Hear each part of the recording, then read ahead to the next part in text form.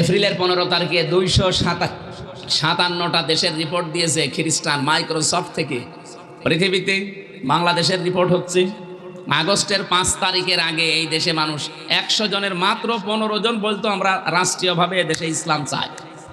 কতজন? মাত্র 15 জন 100 জনের, তার ভেতরে এই লোকটা হবে। কি আপনি রাষ্ট্রীয়ভাবে ইসলাম চান না? হ্যাঁ, চান না? হ্যাঁ, তার মানে 100 জনের মাত্র 15 জন, উনি একজন। এই 15 তারিখের পরে এখন রিপোর্ট এসেছে এই দেশে এখন 100 জনের 77 জন মানুষ বলছে আমরা রাষ্ট্রীয়ভাবে ইসলাম চাই। এখানে যদি জরিপ চালান আমার মনে হয় শুধু পুলিশ বাদ দিয়ে সবাই বলবে, পুলিশও বল। যেহেতু 100 জনের 77 জন মানুষ 8.5 মাসের ভেতরে অলরেডি এ পর্যায়ে এসেছে, আর কিছুদিন যেতে দিন এদেশে 100 জনের 100 জন মানুষ বলতে বাধ্য হবে যে আমরা এদেশে ইসলাম রাষ্ট্রীয়ভাবে চাই। গোবিন্দ পরামানিক কয়েকদিন আগে বলছে যে দেশে যদি ইসলাম আসে তাহলে আমরা অন্য ধর্মে যারা আছি সবচাইতে বেশি নিরাপদে থাকবো।